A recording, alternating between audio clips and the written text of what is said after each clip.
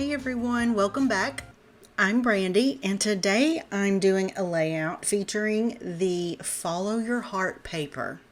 Before I got started, I took the paper to my sewing machine and stitched down the center of those hearts. It's wonky, every line is crooked, but I think that just kind of adds to the character of this page. So right away, I knew that I wanted to cut around the outside of those hearts and create a little flap on the right side to have some of the embellishments peeking out behind those little flaps. You just saw me cut those out with my knife, and I went to the second line in, not the very outside line, because for a second I thought I was going to cut it out on both sides, and the outside lines of the hearts were just a little too close together. I really hope that makes sense. My descriptive words are escaping me at the moment. So anyway, now I wanted to give the little flaps an extra bit of oomph. So I'm just using my knife to roll them up and kind of curl them up just a little bit there. And I already think that adds so much to the page, and I haven't even really done anything yet. Now the rest of this process is really simple.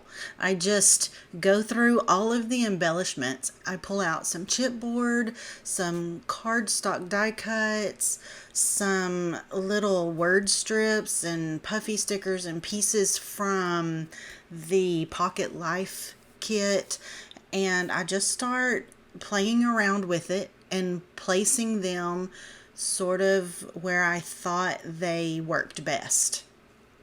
Now I know it sounds a little crazy, so be nice, but I kind of just let this paper tell me what it wanted. And once I knew, I just fiddle around now with the placement of all of these gorgeous embellishments, and it takes me just a little bit, but that was the hardest part. But let's face it, it's the funnest part too, at least for me. I don't know, what do y'all think?